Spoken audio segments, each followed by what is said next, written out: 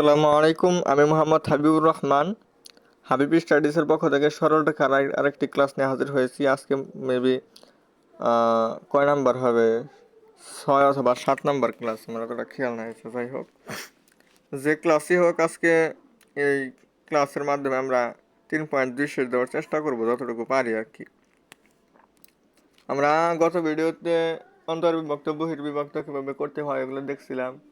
তার আগের ক্লাসে মধ্যবিন্দু সংক্রান্ত এগুলো দেখেছিলাম। আসলে ওইগুলার আজকে কিছু প্রয়োগ দেখবো, আজকে নতুন কোনো কিছু শেখাবো না। তো আমরা এটাও বলছিলাম যে কি করে এটা,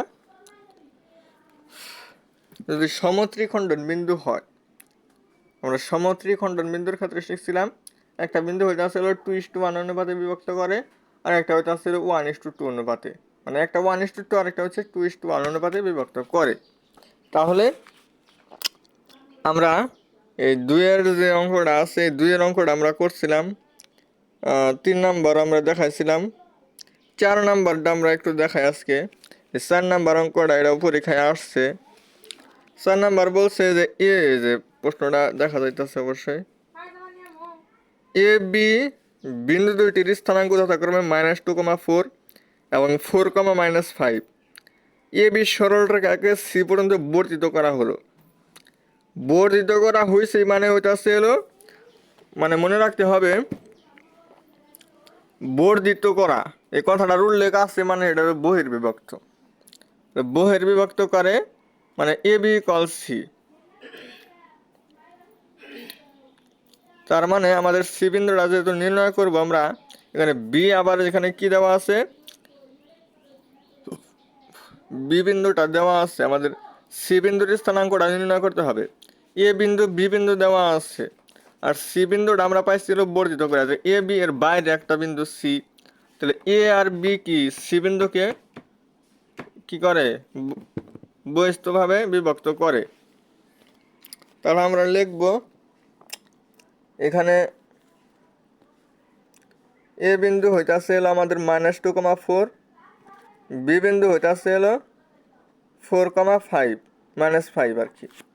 এবার আমাদের যে বিন্দুটা নির্ণয় করব, এই বিন্দুটা আমাদের বের করে নিয়ে নিতে হবে। এই বিন্দুটা আমরা কিভাবে বের করে নিয়ে আসব,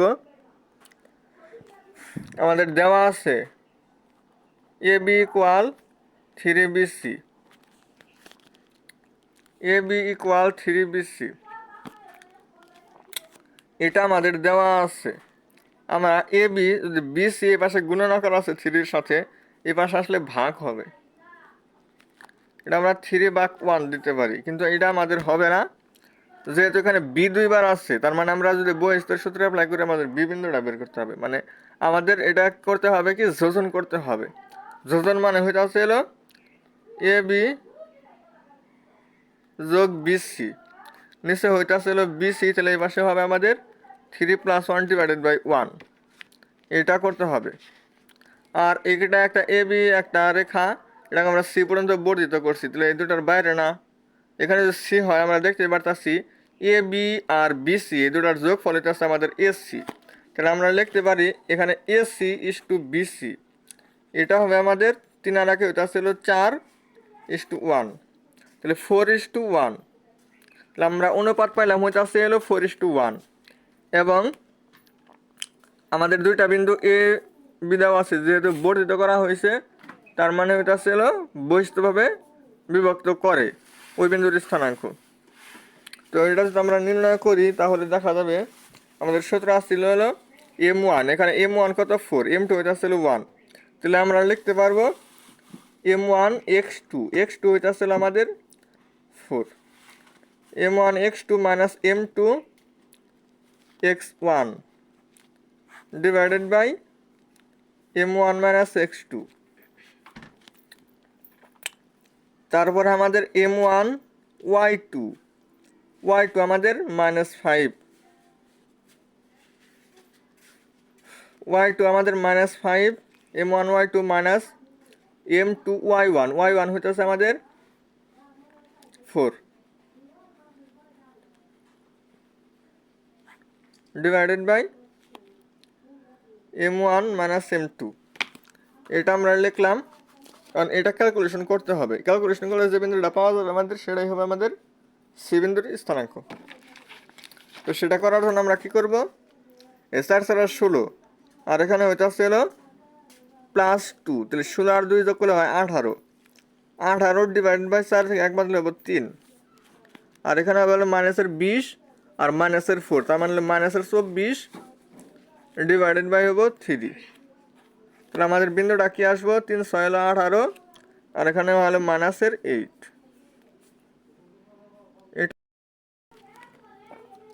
তাহলে এটা হবে আমাদের সেই কাঙ্ক্ষিত সি বিন্দুর স্থানাঙ্ক, এটাই আমাদের অ্যান্সার।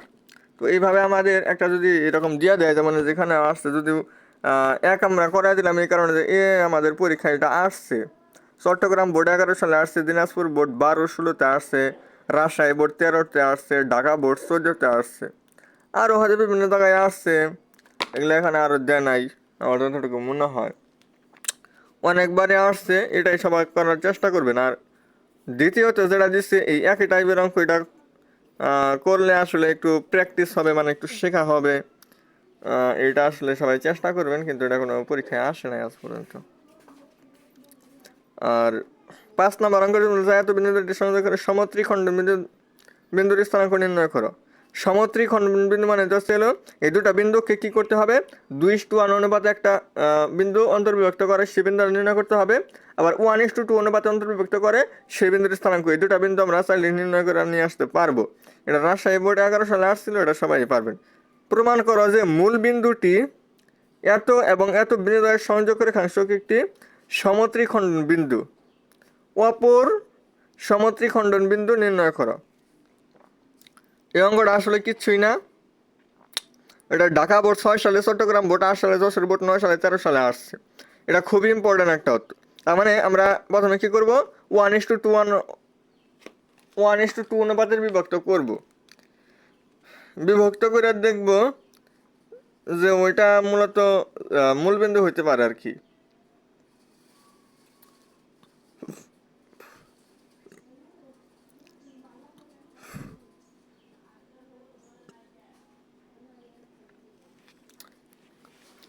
প্রথমে 1:2 অনুপাত দিয়া অন্তর্বিভক্ত করে এই দুইটা বিন্দুকে, মানে -3 -2 6,4 এই দুটা বিন্দুকে 1:2 অনুপাতে অন্তর্বিভক্ত করে এরকম একটা বিন্দুর স্থানাঙ্ক নির্ণয় করবো। তাহলে ওইটা যদি মূল বিন্দু হয় তাহলে 2:1 অনুপাতে অন্তর্বিভক্ত করে সেটা হবে আরেকটা বিন্দু। আবার যদি দেখা যায় যে না 2:1 অনুপাতে মূল বিন্দু হইল, তাহলে 1:2 অনুপাতে যে আরেকটা বিন্দু আছে ওইটাই হবে অপর বিন্দু। মানে দুইটার একটা হবে মূল বিন্দু আর অপর যে আরেকটা বিন্দু আছে সেই বিন্দুটা আমাদের নির্ণয় করে নিয়ে আসতে হবে। তো এটা আসলে করে দেওয়ার কিছু নাই, ওটা হবে 3/2। এটা অবশ্যই সবাই চেষ্টা করলেই পারবেন। আসলে আমি যদি সব অঙ্ক কইরাই দিই তাহলে আসলে নিজে প্র্যাকটিস না করলে এগুলো আসলে শেখা হবে না, এবং এগুলা কিন্তু ইম্পর্টেন্ট। আমি দেখাইতেছি যে এগুলা কিছু কিছু অঙ্ক আছে যেগুলা বারবার আসছে, এমনকি যে ভর্তি পরীক্ষাগুলো, এমনকি ইঞ্জিনিয়ারিং ভর্তি পরীক্ষাগুলোতে ওই প্রশ্নগুলো আসে। সো এগুলা একটু কঠিন মনে হইতে পারে, কিন্তু আসলে এগুলা চেষ্টা করলে আসলে একদম সহজই লাগবে পরবর্তীতে। এরপরে যদি আমরা এখানে যাই 8 নম্বরে বলছে যে দেখাও যে 2, -2 দেখাও যে 2, -2 ও -1,4 বিন্দু দ্বারা সংযোগ করে রেখাংশ অক্ষদ্বয় দ্বারা সমান 3 ভাগে বিভক্ত হয়। অক্ষদ্বয় দ্বারা সমান 3 ভাগে বিভক্ত হয়, তার মানে এক্স অক্ষকে 1:2 অনুপাতে বিভক্ত করে, মানে এই যে সমান 3 খণ্ডে বিভক্ত হয়, তার মানে কি সমত্রিখণ্ডন বিন্দু। সমত্রিখণ্ডন বিন্দু এটা খুবই ইম্পর্টেন্ট। একটা ওইটা ছিল এই দুটা বিন্দুকে একবার 1:2 অনুপাতে বিভক্ত করবে, হতে পারে 1:2 অনুপাতে বিভক্ত করে ওটার ভূশূন্য। ভূশূন্য মানে কি, ওটা ওয়াই অক্ষের উপর অবস্থিত। কোনো বিন্দু এক্স অক্ষের উপর অবস্থিত হলে তার ওয়াই শূন্য মানে কোটি শূন্য, আর ওয়াই অক্ষের উপর অবস্থিত হলে তার এক্স শূন্য অথবা ভূশূন্য, এটা আমরা জানি। তো এটা নির্ণয় করে আমরা দেখবো কি যে 1:2 অনুপাতে বিভক্ত করলাম, দেখবো যে এটা কি করে, এটার কোনো একটা শূন্য হয়েছে। যদি এক শূন্য হয় তাহলে আমরা দেখতে পারলাম যে ওটা কি করে 1:2 অনুপাতে ওয়াই অক্ষকে স্পর্শ করে। আবার 2:1 অনুপাত দিয়ে দিলাম, তাহলে দেখবো আবার আরেকটা শূন্য হয়েছে।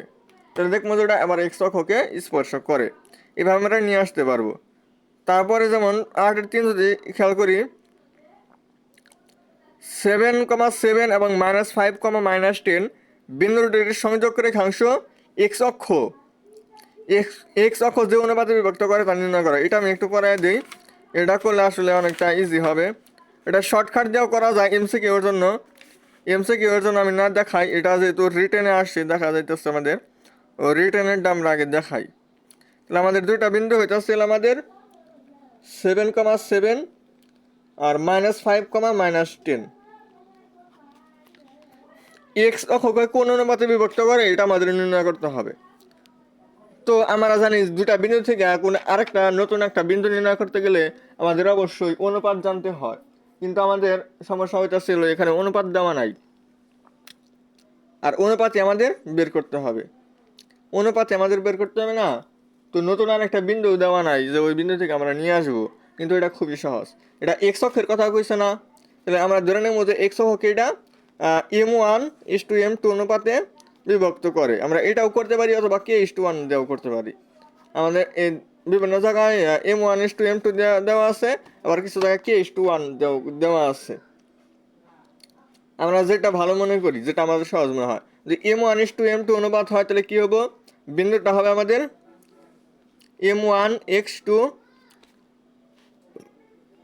Plus m2x1 divided by m1 plus m2, এরকম হবো না ভুজ। আর কোটি হবে আমাদের m1y2 plus m2y1 divided by m1 plus m2। আমি আবার একটু দেখা নেই, এগুলা খুবই সাবধান, ইজি আবার অনেকজনের ভুল হয়ে যেতে পারে। m1x2 plus m2x1 divided by m1 plus m2, আবার m1y2 plus m2y1 divided by m1 plus m2। হ্যাঁ ঠিক আছে। তাহলে এক্স অক্ষকে m1:m2 অনুপাতে বিভক্ত করে সেই বিন্দুর স্থানাঙ্ক হলো এটা। এটা আমাদের আগে নির্ণয় করলাম। আর নির্ণয় করে আমরা জানি যেহেতু এটা এক্স অক্ষকে স্পর্শ করে, তার মানে এটা হচ্ছিল তাদের কোটি, এটা তাদের কোটি, এটা তার কোটি হয় না। এই কোটি কত? শূন্য, কারণ এটা এক্স অক্ষের উপর অবস্থিত। এক্স অক্ষের উপর অবস্থিত মানে তার কোটি শূন্য। তাহলে লিখতে পারি যে প্রশ্ন মতে, আর এটাকে যদি আমরা একটু ক্যালকুলেশন করে লিখতে পারি, -10m1 plus 7m2 divided by m1 plus m2, এটা হবে আমাদের শূন্যর সমান।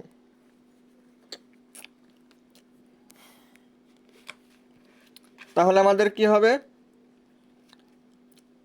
এই -10m1 প্লাস 7m2, এটা হবে আমাদের, এখানে কিন্তু ভগ্নাংশের নিচে তো এটা হর, এটা কিন্তু এটা ভাগাকার আছে, ওই পাশে গেলে গুণন হবে, শূন্যের সাথে কোনো কিছু গুণন হলে এই পাশে যায় না, শূন্য হয়ে যায়।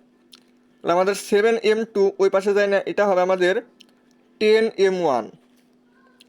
তাহলে 7 10 এই পাশে ভাগাকারে নিলাম, এই পাশে m2 আর এটা কিন্তু 1, তাহলে হলো m1। তার মানে সুতরাং m1:m2, এটা হবে আমাদের কত,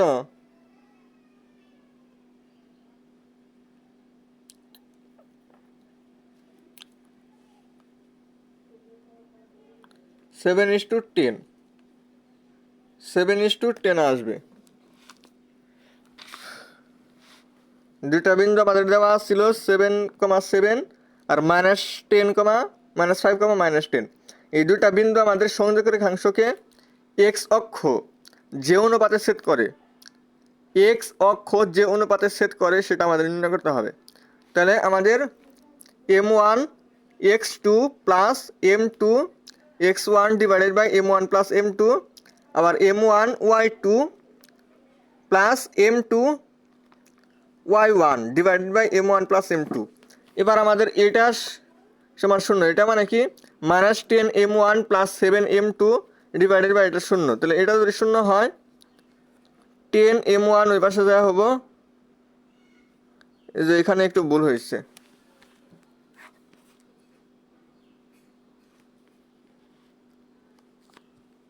তাহলে আমাদের হবে -10m1 প্লাস 7m2, এটা হবে আমাদের 0-এর সমান। 7m1 হবে আমাদের 7m2, এটা হবে আমাদের 10m1 এর সমান। এই বিষয়গুলো সবাই খেয়াল করতে হবে। এই বিষয়গুলো খুবই একটু জটিল মনে হতে পারে, এগুলো আসলে খুব বুঝা শোনা তারপরে করতে হবে। তাহলে আমাদের এই পাশে যায় না, এটা হবে আমাদের কি, m1 এর নিচে আমরা যদি m2 নেই, আর এখানে মানে এটা এই পাশে নিচে এটা হলো 7/10, তাহলে আমাদের এই যে এরকম আসবে। তাহলে সুতরাং m1:m2 হবে আমাদের 7:10। তাহলে আমাদের কি পাইলাম, এই যে অনুপাতটা আমরা পেয়ে গেলাম, এই অনুপাতটা আমাদের চাইছিল। এবং এখানে আরেকটা বলছে যে এই ছেদ বিন্দুটির ভুজ কত। ভুজ কত আমাদের এই যে এইটুকু না, এটুকু যদি আমরা ক্যালকুলেশন করি তাহলে কি হবে, -5m1 plus 7m2 divided by m1 plus m2, এটা হয়তো আমাদের বুঝ। বুঝের মধ্যে m1 মানে হয়ে যাচ্ছিল 7, m2 মানে হয়ে যাচ্ছিল 10, তাহলে বসাইয়া দেই। -5 × 7 প্লাস 7 × কত 10 ডিভাইডেড বাই 7 প্লাস 10, তার মানে আমাদের অ্যান্সার আসে হলো -35 আর +70, তার মানে হয়তো আসলে +35 ডিভাইডেড বাই 17, এটা হবে আমাদের এই বিন্দুর ভুজ। তো অঙ্কটা জটিল হলেও আসলে সমাধান করতে হবে, যেহেতু এগুলা যে এটা আমি করাই দিলাম, এটা আমাদের অনেক পরীক্ষায় আসছে। সিলেট বোর্ড 11-তে আসছে, রাজশাহী বোর্ড, ঢাকা বোর্ড 12 সালে আসছে, বরিশাল বোর্ড 13 সালে আসছে, দিনাজপুর বোর্ড 14 সালে আসছে, এবং এই যে ভুজ আমাদের অ্যান্সার মিলছে। এবার এত এত বিন্দু দুইটির সংযোজক রেখাকে এক্স অক্ষ এবং ওয়াই অক্ষ যে অনুপাতে বিভক্ত করে, তাহলে এক্স অক্ষকে কোন বিন্দুতে বিভক্ত করে, যে অনুপাতে বিভক্ত করে ওইটা আমাদের নির্ণয় করতে হবে। তার মানে আমাদের যে এরকম এরকম আমরা দুইটা নিয়ে আসব। প্রথমে এক্স অক্ষকে যখন স্পর্শ করবে তখন এটা শূন্য, এটা শূন্য দিলে একটা অনুপাত আসবে, ওটা হলো এক্স অক্ষকে স্পর্শ করে। আবার এটার সময় শূন্য দিলে একটা বিন্দু নিয়ে আসবে, ওটা হলো ওয়াই অক্ষকে স্পর্শ করে। দুইটা অনুপাত কি কি ওটা আমরা নিয়ে আসতে পারবো।